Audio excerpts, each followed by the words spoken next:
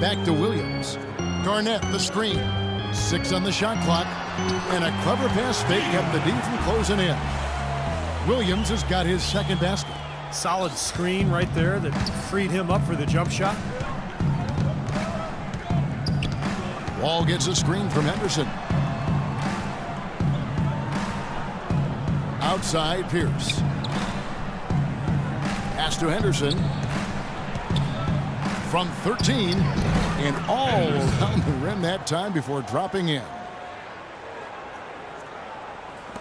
And we're just over 3.5 minutes into the first quarter. Johnson sends the screen for Williams. Out left to the wing. Here's Bogdanovich. Kept alive. They shoot again, and it's Lopez laying it in. Lopez has got his first basket of the night. Another nice bucket down low. They've really been able to work the ball into the post effectively so far. Yeah, I think that could really set things up well the rest of the game. Pound the ball inside and let your perimeter players play off your bigs. If they could end every possession with that shot, they'd be happy. 9 times out of 10, that's an easy layup for them. Williams passes to Bogdanovich. Johnson outside. From downtown, Gortat with the rebound. Wizards trail by 3. Here's Henderson. Bogdanovich grabs the miss. Brooklyn's gone 1 of 3 from beyond the arc so far in the game. Good, and it's Williams who picks up the assist. Bogdanovich has got 6 points. Now, he's one of the best in the league when it comes to executing that lead pass. Drop it like it's hot. Drop it like it's hot. Drop it like it's hot. He's trying to get it. Park it like it's hot. Park it like it's hot. Pop it like it's hot. And a new group in for the Nets. Plumlee is checked in for Lopez. Kirilenko comes in for Kevin Garnett. Anderson, he's checked in for Bogdanovich. And Jarrett Jack has subbed in for Darren Williams. And a new group getting ready for the Wizards. Kevin Seraphin, he's checked in for Gortat. Humphries comes in for Nene. Martell Webster, he's checked in for Paul Pierce. And Andre Miller has subbed in for Money. You can't leave him alone, especially from long range. The Nets have gotten 5 of 10 shots to drop in this game so far. Right at the 50% mark. And Jack kicks to Johnson.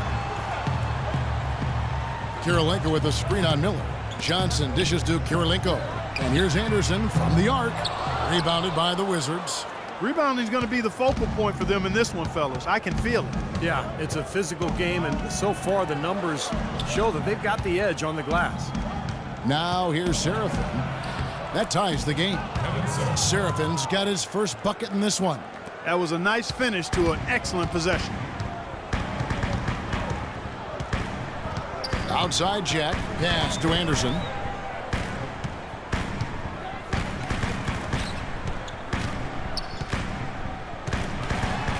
Back to Jack. Shot clock at 6. The three-pointer off the mark. Here's Miller, and it's blocked by Johnson. Well, he could have done a little better on that trip to the foul line, but he was able to tie this game up.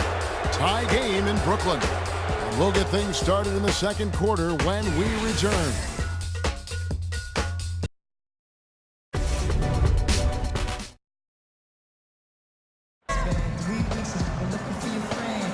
And we got a close game here as we get back to the second quarter.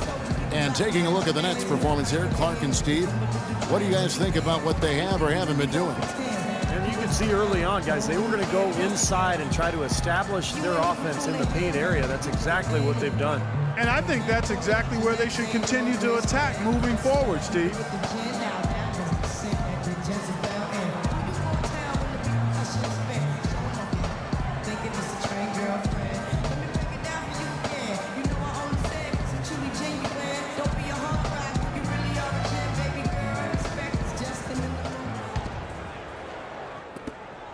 And for Brooklyn, they're shooting for the game at 42%. All fueled up and ready to go. Let's reset the lineups courtesy of Gatorade as the second quarter gets going. So on the floor for Washington, Webster out there with Humphries. Then it's Andre Miller. Then it's Kevin Seraphin. And it's Wall in at the 1. Johnson. Joe Johnson is also sometimes called ISO Joe. because of his ability to produce buckets going one-on-one. There's nobody better in that situation in terms of creating a shot with ease and never shying away from the big moment. First trip to the free throw line for him in this one.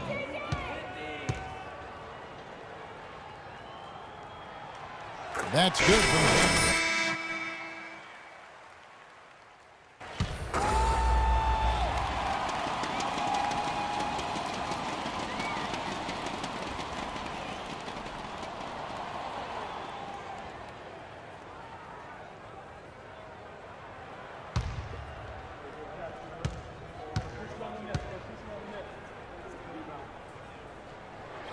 He hits both from the stripe.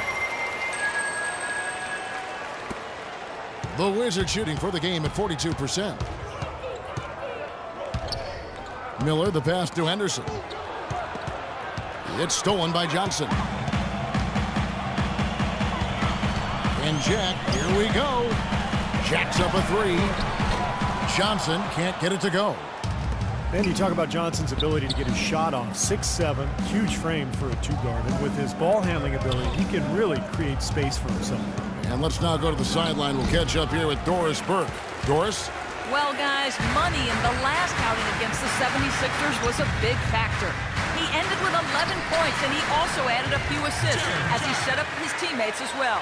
We could see his role in this offense expand if he puts together more games like this one, guys. All right, Doris, thanks. And Steve, yet another special game from a player that we know is incredibly capable for this team. Yeah, he sure is. We saw it firsthand, and it was fun to watch. He really got it rolling. Yeah, nothing better than to see a guy confident, comfortable, on a roll, and elevating his team to high levels of play.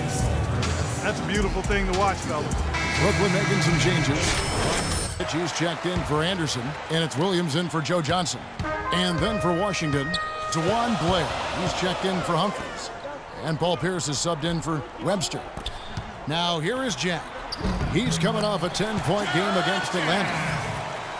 And Johnson's so smooth, Clark, but you know, Joe, his size and strength, sometimes it seems like he could do more to press the issue and draw foul. Well, you know, I'm not going to be overly critical. This guy is terrific as a one-on-one isolation player. He used to average over 5 free throws a game, but that number has declined. But that may be more a function of him maturing in his career and picking the spots to be aggressive and not wanting to draw contact. And so it's Washington with it. After the basket by Brooklyn. Here's Henderson. Bounces high off the rim and drops. Henderson's got his third basket of the night right there. Nets leading by 4. Williams kicks to Jack. And here in the second quarter of action with a hair under 2.5 minutes played so far. Clock at 6. Bogdanovich passes to Williams. And the officials call a traveling violation. All right, a chance to check out some stats for Williams. His last month of basketball has been fantastic. He's around 18 points per game, 9 assists, and 3 rebounds. And I think the playmaking really stands out to me that he's been doing it. So many times the plays he can generate seem to change the momentum of a game. I agree wholeheartedly there. I mean, it's underestimated what his passing brings to this team. And Brooklyn making a change here. Lopez is checked in, and the Wizards making a change here as well. Nene is checked in. There's the dish to Pierce. And misses it off the right side of the rim. More good work on the glass there. When it's all said and done, I think rebounding might well tell the story in this one. And that should tilt things toward them. I mean, they've been winning that battle. Now here is Kirilenko. He's had some playing time, but no scoring yet from him. Puts it up from 12. And the rebound goes to Nene. Last game for Brooklyn, they picked up the W against the Atlanta Hawks. I just loved the rhythm they got into offensively. I mean, they really started to click from the outset, and it carried through the whole way. And that result was indeed impressive. They basically cruised all the way home.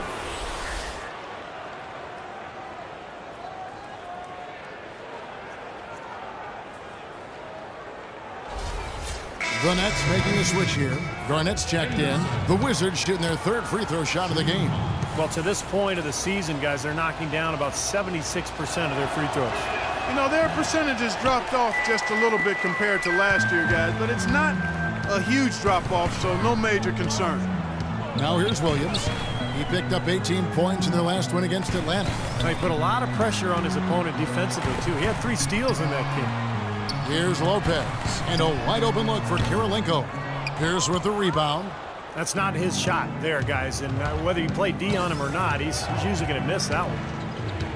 Paul Pierce, at one time a franchise talent and elite two-way player, now a self-described role player. He's a heck of a good one, too. A great scorer, can shoot, drive, and get to the line.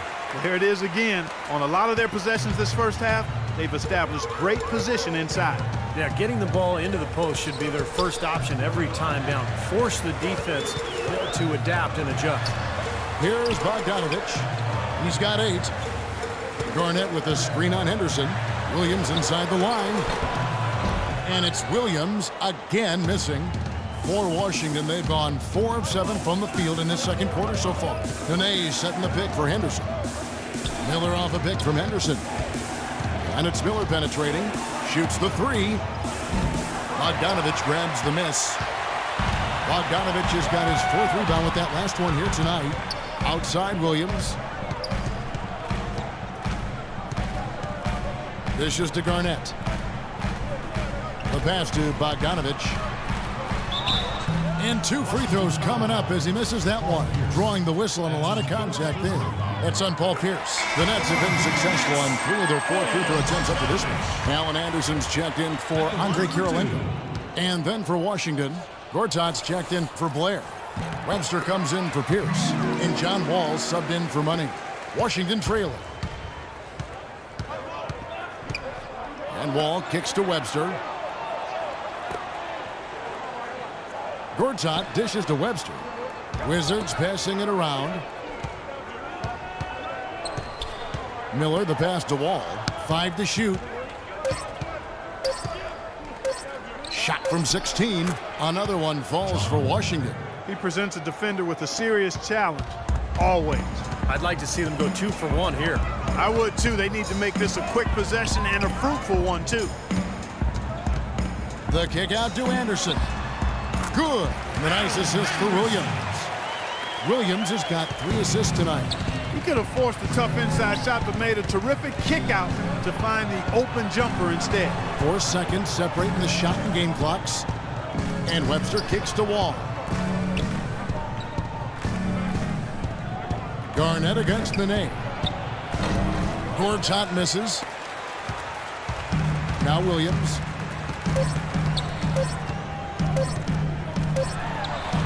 He nailed the buzzer beater. Right between the eyes is how you would say it, Kevin. Fearless. What a tremendous play with the pressure and its absolute height. Phenomenal. I'll tell you what, some players just live for the big moments, guys. Clearly, he is one of them. And the first half ends in a close one. Brooklyn ahead, up by 4. And time now to go courtside as we send you over to Doris Burke from the sideline. Doris? Kevin, we have Brooke Lopez with us. What's the attitude you have as a team right now? Oh, it's so exciting. You know, it's really thrilling to come out with such a great group of guys every night, you know, and play basketball. You know, it's a lot of fun. Brooke, thank you very much. Kevin, over to you. Thank you for the great interview, Doris. We'll be back for the third quarter of basketball following halftime.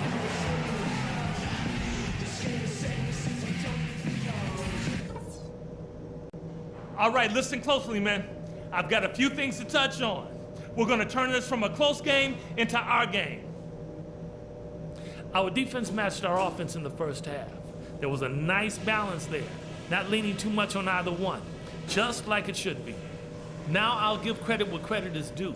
We've taken very good care of the basketball. Turnovers were scarce, and we need to keep it that way. And in this half, I want us quick to get out on the break. Let's get headed up the floor as soon as we get our hands on the ball. We know we can take their best punches and hang with them. Now it's time to hit them with everything we got and see how they handle.